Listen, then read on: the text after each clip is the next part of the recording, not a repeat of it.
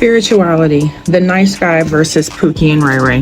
Before I get started, I just want to make this clear that this reading has nothing to do with giving anyone dating or relationship advice. YouTube and social media is already flooded with both certified and self-proclaimed life and relationship coaches, and I am neither. This video is just a quick comparative analogy to the whole Pookie and Ray Ray argument in regards to spirituality. Okay, so just a quick intro for anyone that may be new to the channel. I am Ari Marie, Divine Intuitive. My readings are derived from dreams and visions that I am given, although I do read tarot cards and oracle cards, oracle being my preference. The majority of my readings are comprised of dreams and visions that I'm given, right? So that was just a quick intro. So back to our regularly scheduled program. This particular video is not going to be for everyone, and I understand that. It may even be triggering for some if you consider yourself a nice girl or a nice guy. I'm aware that with the title having Pookie and Ray Ray, it may inadvertently end up getting pushed into the relationship community, which is why I feel the need to keep stressing that this is not any sort of relationship advice. Okay, this was a dream. Well, these are actually two dreams that I had last year. And I'm sorry in advance if this video does sound a little bit choppy. I am having to read these dreams from my dream journal, and I had to jot down a few notes because the dream is no longer fresh in my mind. But my dream journals are very, very detailed. So as I'm rereading the dream, I'm still seeing it vividly in my mind the same night that I had it, right? But I am having to read from my journal and a few notes that I took down in order to help with the flow of the video, right? So this video I was actually going to make, or I had made last year. I recorded this one multiple times, but I always end up deleting it versus posting it because I don't want this to get misconstrued as relationship advice, right? Even now, as I'm recording it, I'm still kind of hesitant as to whether or not I am going to post it because I don't really fully understand how the YouTube algorithm works, and I don't want the title of this video to cause it to end up in a community and in a space where it's not meant to be. So I repeat, this video is not meant for relationship advice. So anyone that gets triggered by the title at this point, you can go ahead and click off from here because this is not me giving anyone advice on who they should date. On a personal note, I feel like people should have the freedom to date whoever they want as long as that person is treating you right. Okay, so let's get back to the topic at hand. Now, for starters, let me clarify that when I say Pookie and Ray Ray, I am not using it in the same term as the relationship coaches are. Okay, when I say Pookie and Ray Ray, I am not referring to the type of men who like to live off of women. And this is not like I said, when it comes to spirituality, there's duality and everything. There's masculine and there's feminine. So when I say Pookie and Ray Ray, it's a generic term, not necessarily only meaning men. It is more so focusing towards the masculine energy, but it's not only meaning men. I don't know what the female version of a Pookie and Ray Ray would be. I don't know a Mookie and a Keisha, a Kiki. I really don't know.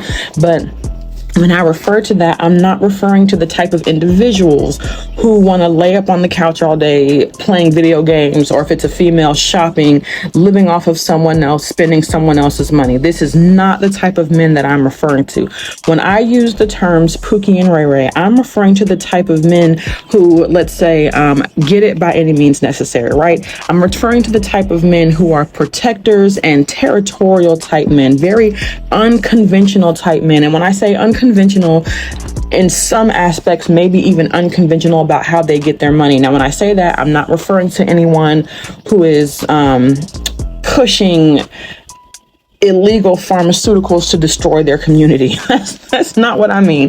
I'm not talking about those men, although, you know, there are some specific illegal pharmaceuticals that have now become legal in certain states, but the people who push the type that destroy their community, that's not what I'm talking about. When I say unconventional means of getting money, I mean the hustlers, the people who are out here, you know, doing what they need to do to make sure their bills are paid, right? The ones who are not afraid to go against the system. Okay, these are our warrior type men.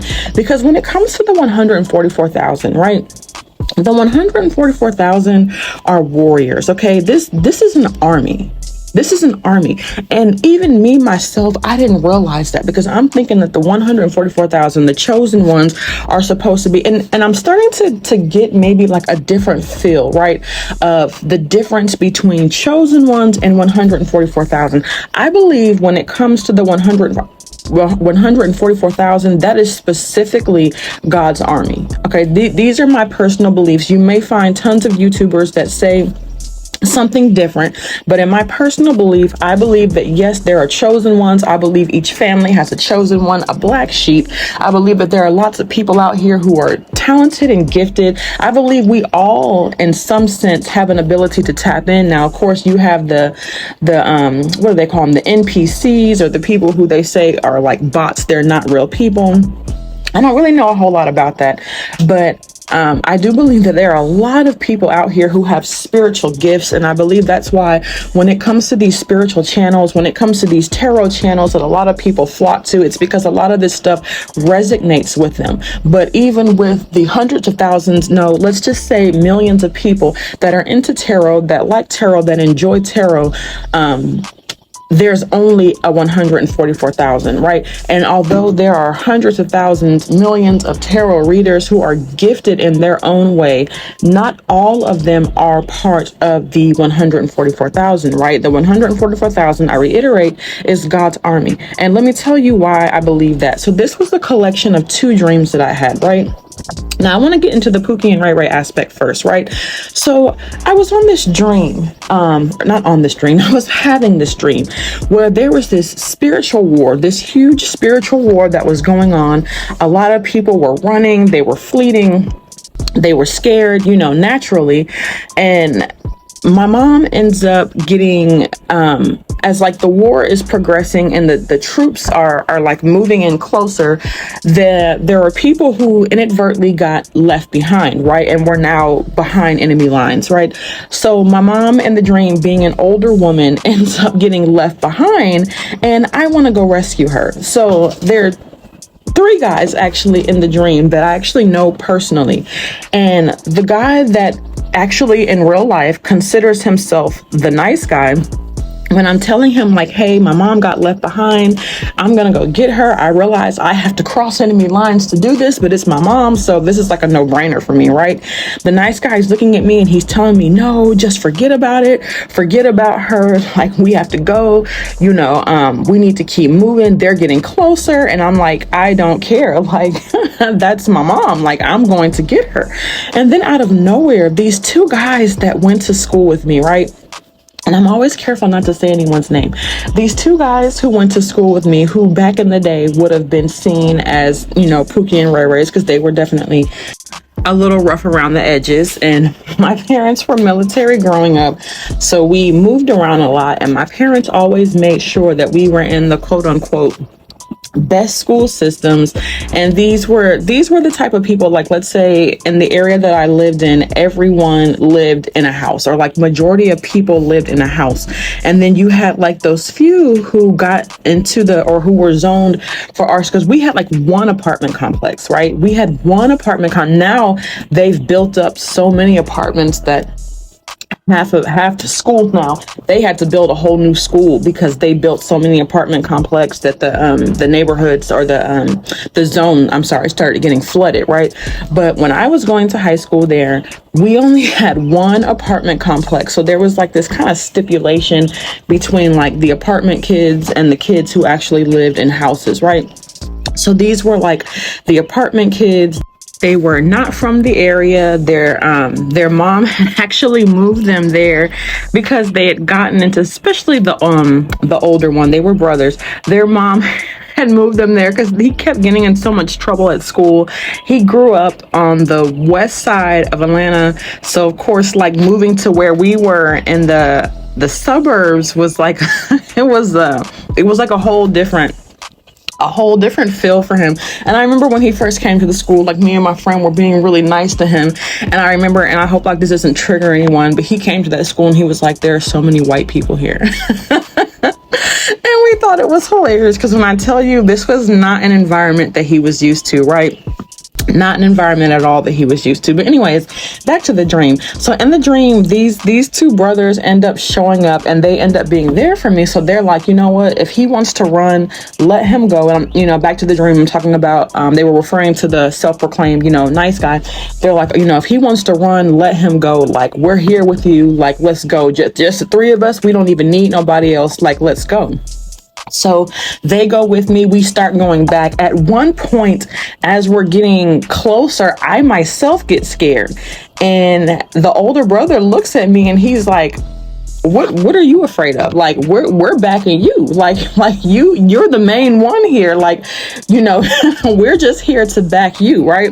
And I remember just him saying that just literally filled me with so much courage. Because even in my dreams, like, I'm not your typical human. I'm like Storm from X-Men in my dreams. I can shoot lightning from my hands.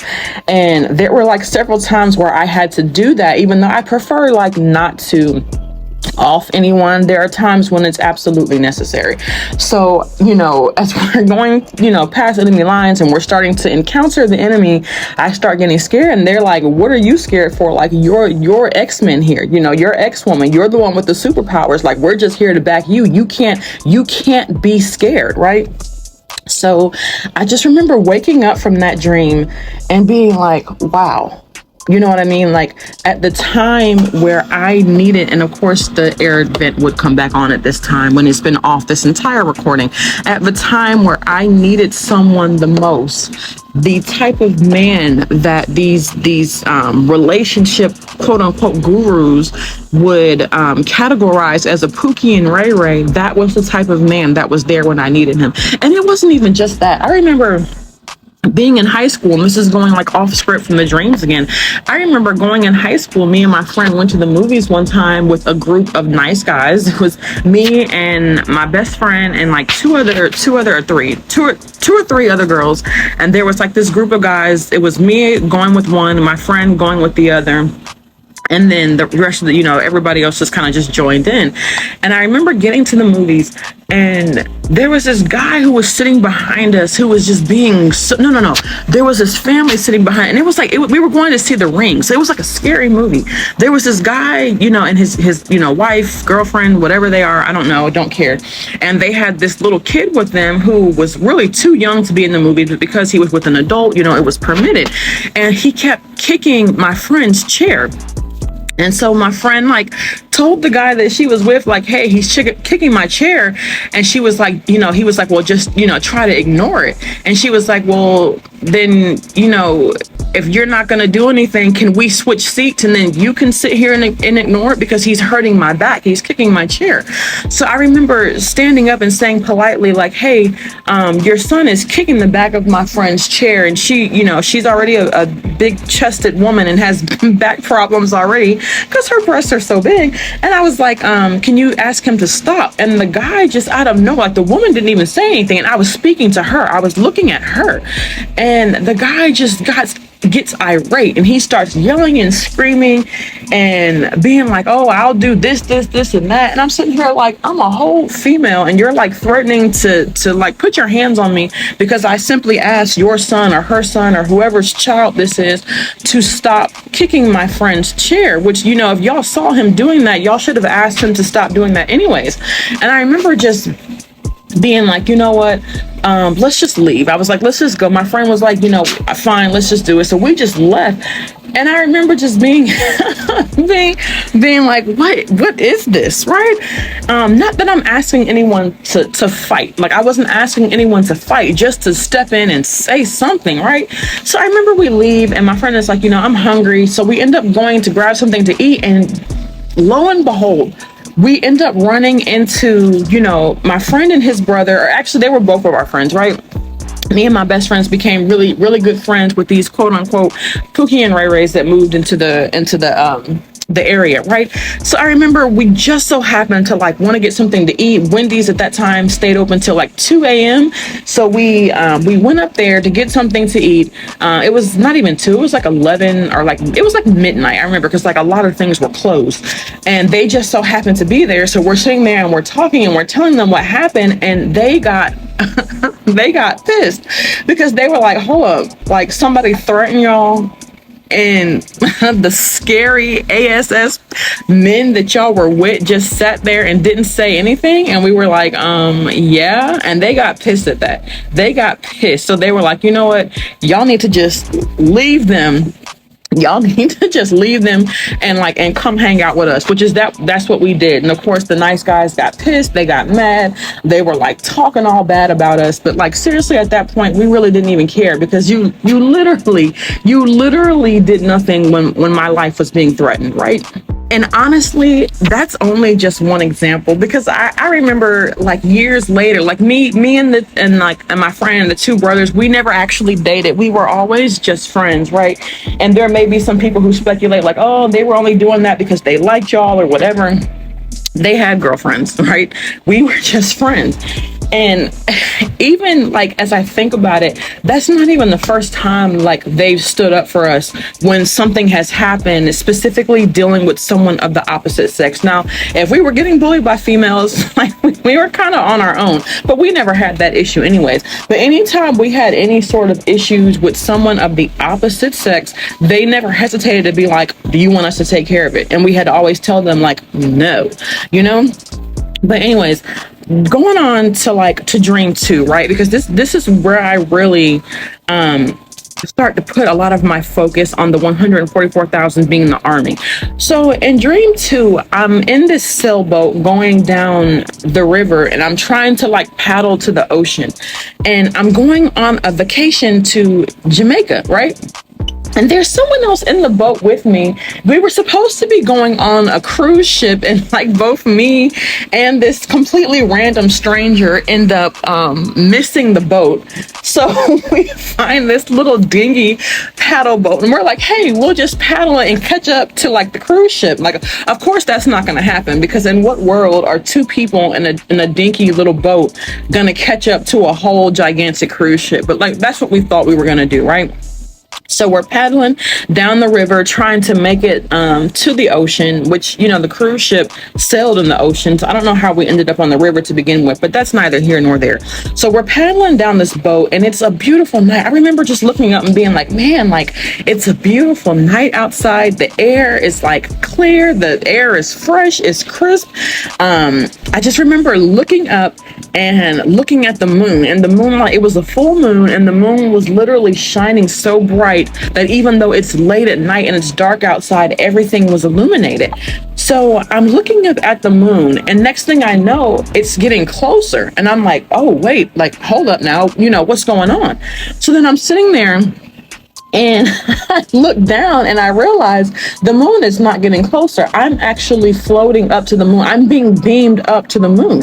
Now, part of me in that dream, because this is one of those dreams where my consciousness kicks in. Like, this is one of those dreams. I don't have this very often, but I've had it a number of times since I've woken up spiritually, or it's been happening more often since I've woken up spiritually. But prior to this was something that happened seldom. But this was one of those dreams where in the middle of the dream, I realized that I'm dreaming, or I know that this is not the 3D. This is like me in a dream world, in an astral world.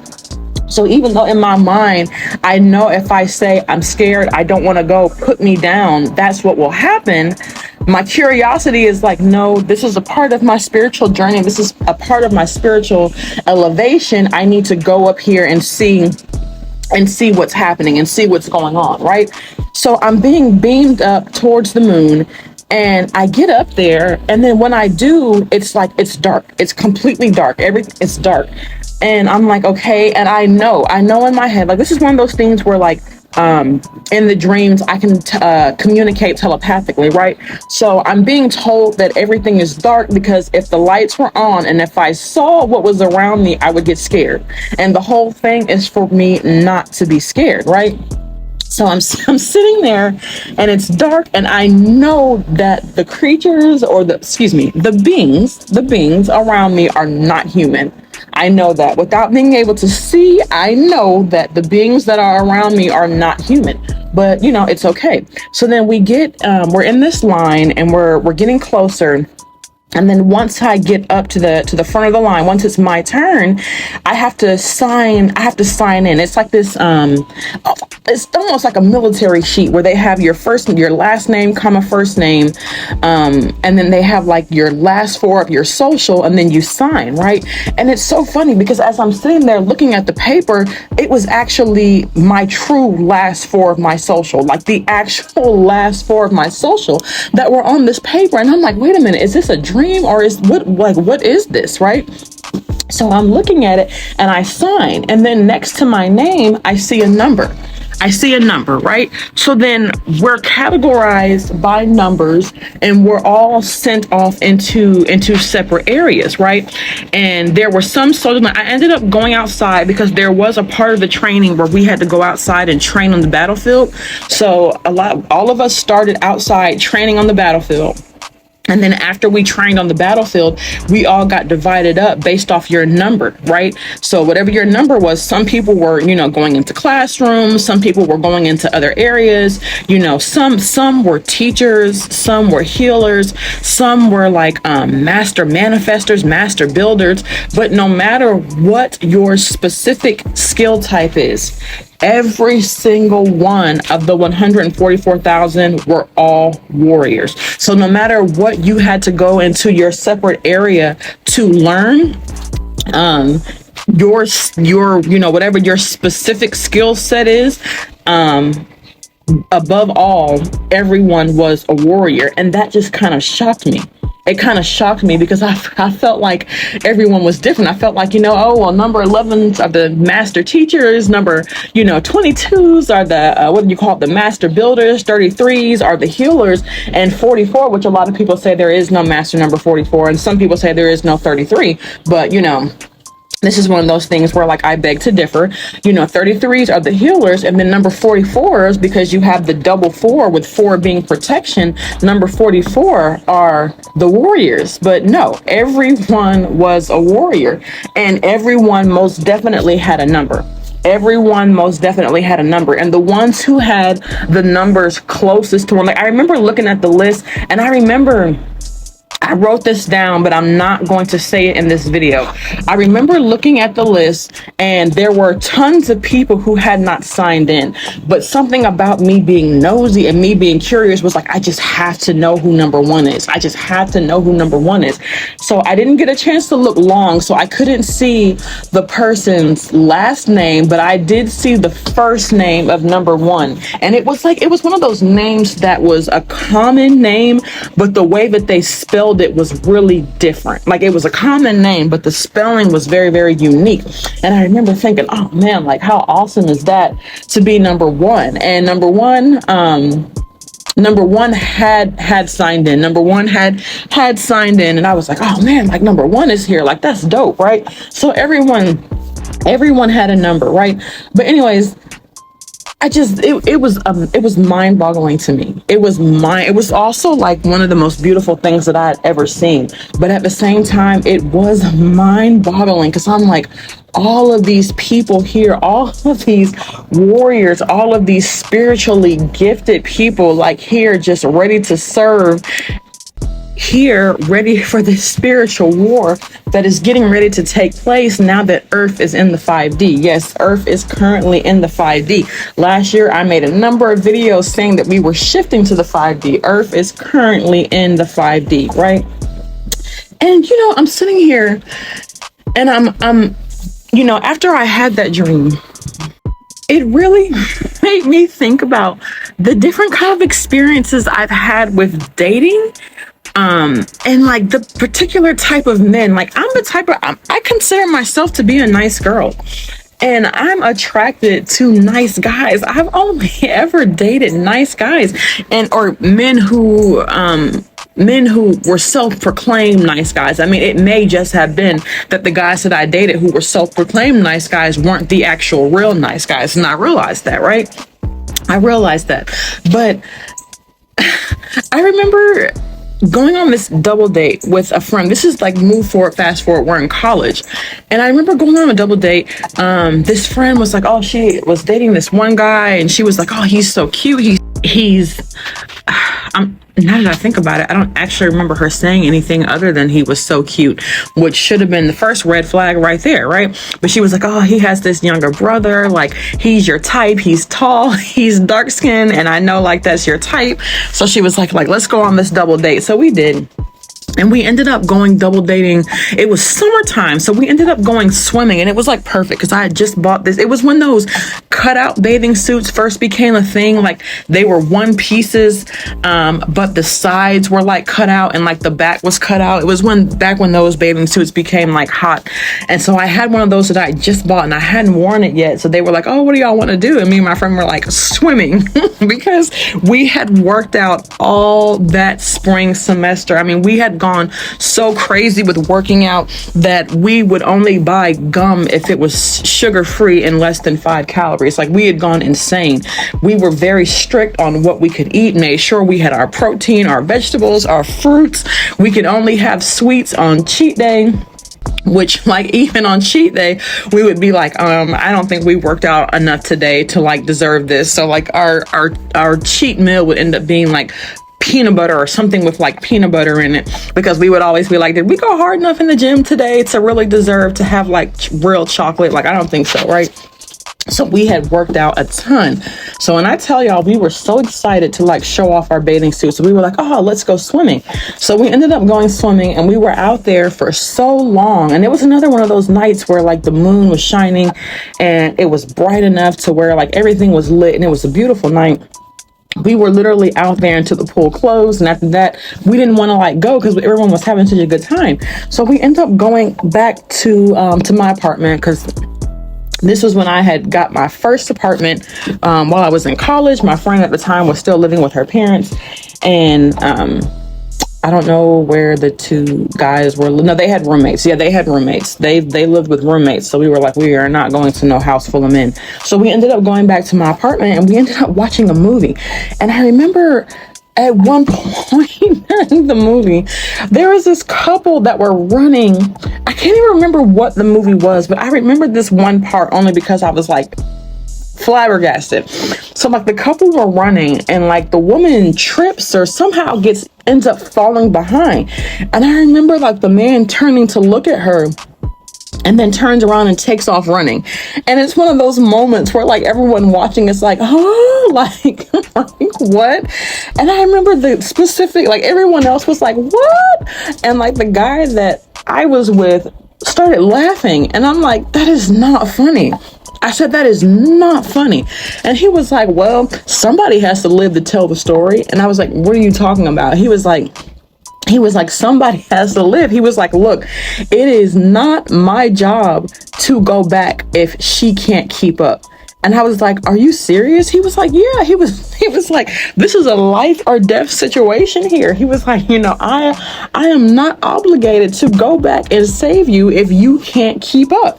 And I just remember thinking, oh my God, like, first of all, I understand this is just a movie, but like, tell me how you really feel.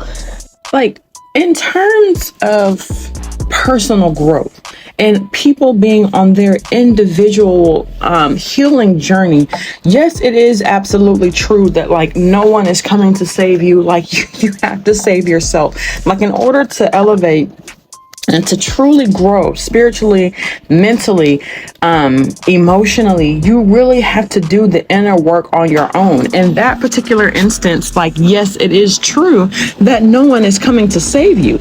But when it comes to like this spiritual war, there's no way you can consider yourself a part of the 144,000 and you have that save yourself mentality or that every man for themselves mentality, right? That's not gonna work when we're literally battling for humanity. Okay, real warriors, real heroes, real people of God do not embrace this mentality. Okay, those divine warriors that I saw in my dreams, like these are the type of men that want to see real change. These are the type of men who are not afraid to speak up. These are the type of men that even down here in the 3D are not afraid to go against the system, right? These are the type of men that their YouTube channels are getting silenced. These are the type of men that are being wrongfully thrown in jail. These are the type of men that are even being offed because the work that they're doing is healing and is saving the masses, and like the powers that they don't want this, right? Now, that's not to say that everyone that's in the prison system are the chosen ones. It's not to say that everyone who's, social media platform gets shut down are the chosen ones. Some people's stuff gets shut down because they're just out here talking nonsense, right?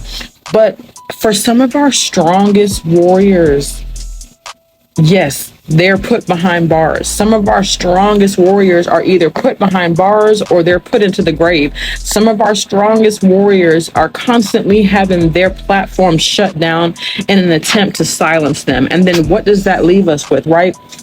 The quote unquote nice guys, right? The ones who toe the lines, the ones who are all talk and no action, right? These are the ones who typically focus on, and this is both spiritual community and non-spiritual community, but these are the ones that typically focus on like blame shifting, right? Because they're looking for a scapegoat, either someone or the opposite gender.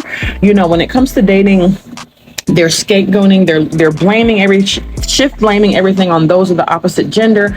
When it comes to like spirituality, you'll have some people scapegoating and blame shifting on people of opposite races.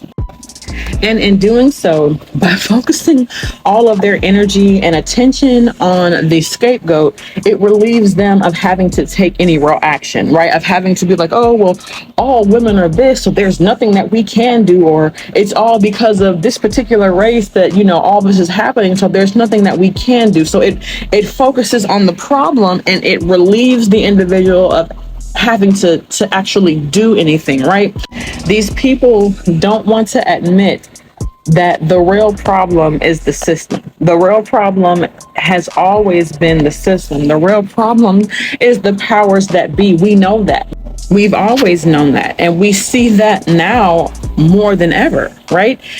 So, as I stated before, and even though I keep bringing it up, this post is not meant to be a relationship post. I'm just simply using the nice guy versus Pookie and Ray Ray scenario as a comparative analogy, because 3-4 years ago, when this gender divide really began to expand, there was like this huge wave of nice guys speaking out about being rejected and blaming women for not choosing them. And there was this one guy that I went to high school with, right? And I remember, this was like years ago, I remember him posting or sharing. He was sharing content from a specific YouTuber, and I'm not going to specify who, but he was sharing content that this person created and saying how it was 100% accurate and how he could validate its accuracy based on his personal experiences. And it's dangerous, right? I just want to say that it's dangerous when people develop anger and resentment towards others because they don't know how to differentiate their perception versus reality. And matter of fact, I think I might even want to change the title to this: Spirituality, the nice guy versus Pookie and Ray Ray, perception versus reality, right? This guy that I went to high school with back in high school, I do remember, like, even without him mentioning her name, I do remember the specific female that he's talking about, that he was referring to, that he had a crush on. And you know what I also remember? I also remember him being too shy and too afraid to talk to her. Like, my guy, she never rejected you. Like, if we're going to be 100% on, like, let's just be honest. Let's put all our cards on the table here. She never rejected you. You never approached her. Your insecurities and your low self-esteem is what deterred you from approaching her. And it wasn't just her, it was other females as well. Like, he was so fearful of rejection that he counted himself out before anyone even had the opportunity. Before any female had the opportunity to count him out, he had already counted himself out. And now look, here we are, present day, 15 plus years later, and due to your warped perception and truthfully your inability to take accountability, you want to now, all grown up, you want to blame all women as to why you are a grown man who's never had a relationship with the type of female that you're attracted to or that you inspire to have.